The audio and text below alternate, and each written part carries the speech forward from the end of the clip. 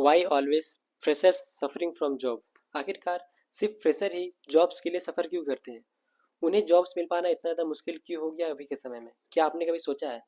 तो आज के इस वीडियो में हम सिंपली बात करेंगे कि आखिरकार एक फ्रेशर को जॉब्स ढूंढने में इतनी ज़्यादा परेशानियां क्यों होती है। क्यों एक फ्रेशर के लिए जॉब्स में रैट रेस का हिस्सा बन पाना आजकल आम हो गया है। क्यों बच्चे आजकल डिप्रेस्ड हो रहे हैं और फ्रेशर लोगों के लिए कितने समस्याएं समाधान मिलना मुश्किल हो गया कि उन्हें जॉब नहीं मिल पा रही है। बट ऐसा क्यों है? आखिरकार फ्रेशर वालों के पास डिग्री तो है बट उनका जॉब्स मिल पाना इतना मुश्किल क्यों है, इस वीडियो में हम बात करेंगे। तो अगर आप एक फ्रेशर हो और आप इस वीडियो को देख रहे हो तो आप बिल्कुल सही जगह पे आए हो। जब भी मैं फ्रेशर हुआ करता था, ठीक है अभी मैं फ्रेशर हूँ नहीं, करंटली मैं काम कर रहा हूँ।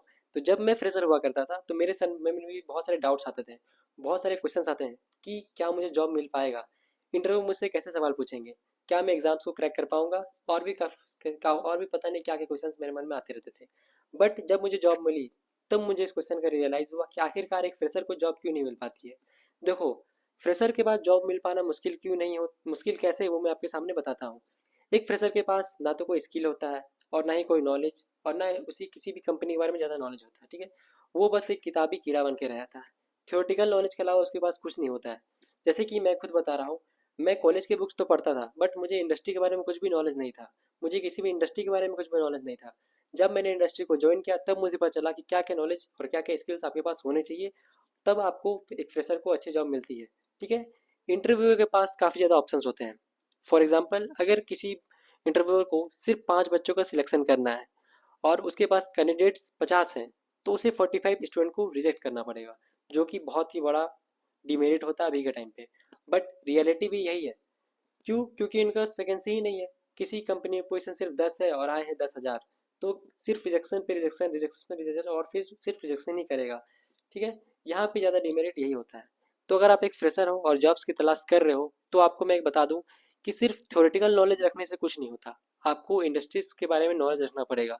आप किसी भी इंडस्ट्री में जा रहे हो, उसका इंटरव्यू क्रैक करने के बारे में सोच रहे हो, तो फॉर एग्जांपल अगर आप किसी स्टील इंडस्ट्री में, किसी भी पावर इंडस्ट्री में, या फिर किसी भी आईटी कंपनी में जा रहे हो, तो जिस कंपनी का इंटरव्यू देने जा रहे हो उसके बारे में आपको पूरा प्रॉपर नॉलेज होना चाहिए। क्योंकि जब बच्चे थ्योरेटिकल में अच्छे मार्क्स ले आते हैं, थ्योरेटिकल क्वेश्चंस का रिप्लाई कर पाते हैं, तो ऐसे बच्चे तो बहुत हैं। क्योंकि सब बच्चे तो थ्योरी पढ़ कर आए हैं। 50 बच्चे हैं तो 50 बच्चे तो वहाँ पे थ्योरी पढ़ के आए हैं, क्वेश्चंस भी थ्योरी से रिलेटेड होते हैं। बट उनका रिजेक्शन कहाँ होता है? रिजेक्शन होता है स्किल्स के ऊपर में, नॉलेज के ऊपर में, कि आपके पास इंडस्ट्री का नॉलेज कितना है, ठीक है, आपके पास फील्ड का नॉलेज कितना है। बुक्स तो हर कोई पढ़ लेता है, बहुत को रट के भी पास हो जाते हैं, बट सिलेक्शन उनका ही होता है जो कुछ यूनिक कर पाते हैं। तो अगर आप एक फ्रेशर हो तो सबसे मेनली बात यहाँ पे यही याद रखना है कि अगर आपको जॉब नहीं मिल रही है तो जिस भी कंपनी के बारे में आप इंटरव्यू देने जा रहे हो ना, जिनके पास भी, तो उस कंपनी के बारे में आपको गूगल पे, विकीपीडिया पे, जहाँ भी उनकी करियर पेजेस पे जितना पढ़ सकते हो, जितना रट सकते हो रट लो। क्योंकि इन दी इंड 10 में से 9 क्वेश्चन अगर आप थ्योरेटी के सही बता दो और एक क्वेश्चन जब उन पे इंडस्ट्री पे आए, अगर वो आप गलत बताते हो ना, तो थोड़ा सा आपके लिए वो डिमेरिट होता है।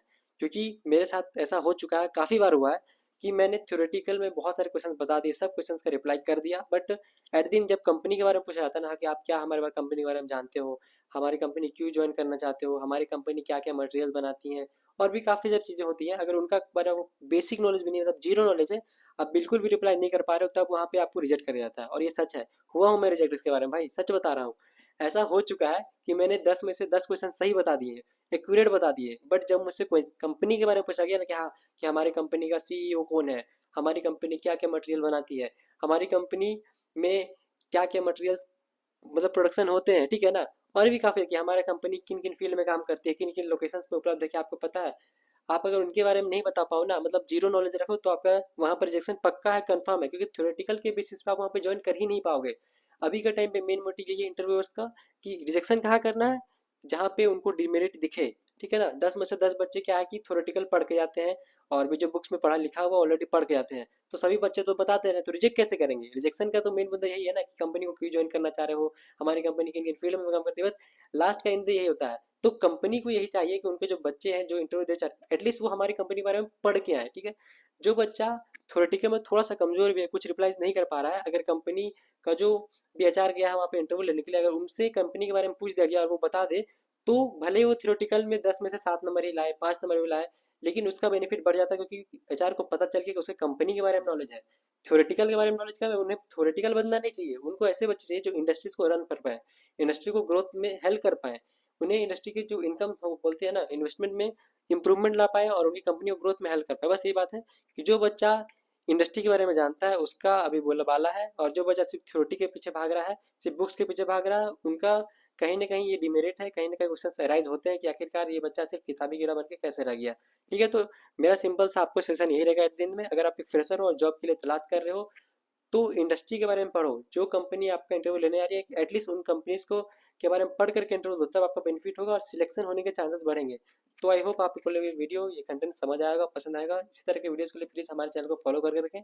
और आपके मन में किसी तरह के इंडस्ट्री से रिलेटेड क्वेश्चन है तो प्लीज़ कमेंट सेक्शन में अपनी राय दें, हम वहाँ पे आपके कमेंट्स को रीड करेंगे और रिप्लाई करने की कोशिश करेंगे। तो तब तक मिलते हैं किसी नई वीडियो में किसी नए टॉपिक के साथ। जय हिंद, जय भारत।